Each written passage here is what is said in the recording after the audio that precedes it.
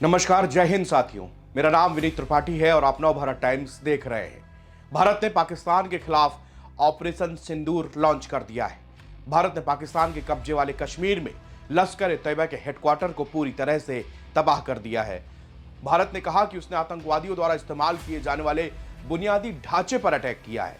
भारत ने कहा कि लश्कर ए तैयबा के आतंकी ठिकाना यानी कि मरकज ए तैयबा को पूरी तरह से उड़ा दिया गया है। पिछले महीने पहलगाम आतंकी हमले के बाद भारत ने यह सख्त कार्रवाई की है। भारत ने हमला पीओके के मुरीदके में किया है, जहां आतंकियों की ट्रेनिंग होती थी। पिछले महीने कश्मीर के भारतीय नियंत्रण वाले हिस्से में पर्यटकों के नरसंहार के बाद से ही दोनों देशों के बीच तनाव भड़का हुआ था और अब जाकर भारत ने सख्त कार्रवाई की है। भारत ने आतंकी हमले का समर्थन करने वाले पाकिस्तान को दोषी ठहराया है, जिसे इस्लामाबाद ने नकार दिया था। पाकिस्तान के प्रधानमंत्री शहबाज शरीफ ने बुधवार को भारत के हमलों की निंदा की और कहा कि धोखेबाज दुश्मन ने पाकिस्तान में 5 स्थानों पर कायरतापूर्ण हमले किए हैं और उनका देश जवाबी कार्रवाई करेगा। शहबाज शरीफ आगे क्या कहते हैं? भारत द्वारा थोपे गए युद्ध के इस कृत्य का पाकिस्तान को कड़ा जवाब देने का पूरा अधिकार है और वास्तव में कड़ा जवाब दिया जा रहा है। रिपोर्ट के मुताबिक भारत ने पीओके में 9 जगहों पर पाकिस्तान के ठिकानों पर हमले किए हैं। शहबाज शरीफ यही झूठ बोल गए, कह रहे हैं 5 जगहों पर किए हैं, जबकि यहां पर 9 जगहों में, जिसमें पीओके के अलावा पाकिस्तान के भीतर घुस के यह ऑपरेशन किया गया है। भारत ने जिन जगहों पर हमला किया उनके नाम बता दें: बहावलपुर, मुरीदके, गुलपुर, भीमबर, चक अमरू, बाघ, कोटली, सियालकोट और मुजफ्फराबाद। हालांकि भारतीय रक्षा मंत्रालय ने साफ किया कि यह हमले सिर्फ आतंकवादियों के ठिकानों को बनाए गए। पाकिस्तानी सैन्य ठिकानों को नुकसान नहीं पहुंचाया गया, लेकिन भारत ने 2019 के मुकाबले यह हमला काफी खतरनाक किया है। 2019 के मुकाबले हमले का स्केल काफी तीव्र है। दूसरी तरफ से पाकिस्तान से आ रही प्रतिक्रिया में 2 मस्जिदों के तबाह होने और 8 नागरिकों के मारे जाने की खबर भी वहां पर सामने आ रही है। भारत की कार्रवाई साफ संदेश देती है कि आतंकवाद के खिलाफ जीरो टॉलरेंस की पॉलिसी अपनाए हुए है। हालांकि इस कदम से क्षेत्रीय तनाव बढ़ चुका है और अंतर्राष्ट्रीय समुदाय की निगाहें अब भारत और पाकिस्तान पर टिक गई हैं।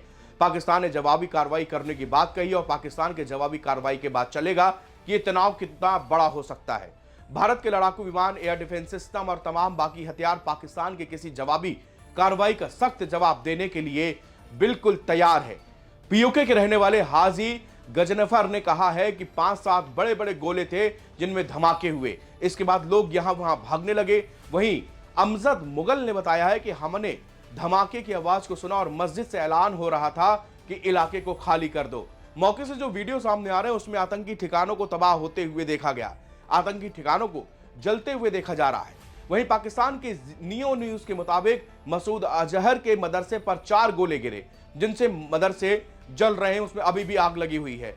पुलिस वहां की रेस्क्यू ऑपरेशन चला रही है। नियो न्यूज के मुताबिक बड़ी संख्या में सुरक्षा एजेंसियां वहां पहुंची हैं। नियो न्यूज का रिपोर्टर ने कहा कई लोगों के घायल हुए हैं जिन्हें हॉस्पिटल लिए जा रहा है। वहीं पे बहुत सारी एम्बुलेंस भी देखी गई हैं। शहर के तमाम सड़कों को बंद कर दिया गया है और मसूद अजहर के 4 मदरसों को पूरी तरह से वहां पर तबाह किया जा चुका है।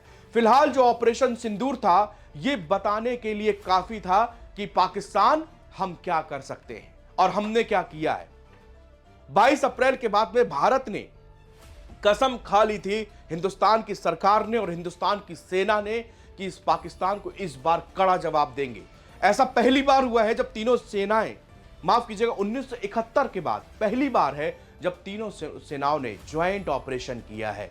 यानी कि कहीं से कोई क्लू पाकिस्तान को मिल ही नहीं पाया। जब वहां पर मिसाइलें फटनी शुरू हुई तब पाकिस्तान को पता चला कि भारत का अटैक हो गया है। इसके बाद में वहां पाकिस्तान में आनन फानन में सेना सरकार जागे, लेकिन तब तक हमारी सेनाएं वहां पर अपना काम तमाम कर चुकी थी। पाकिस्तान को साफ संदेश दिया गया है कि ये हमने कार्रवाई सिर्फ आतंक के ऊपर की है।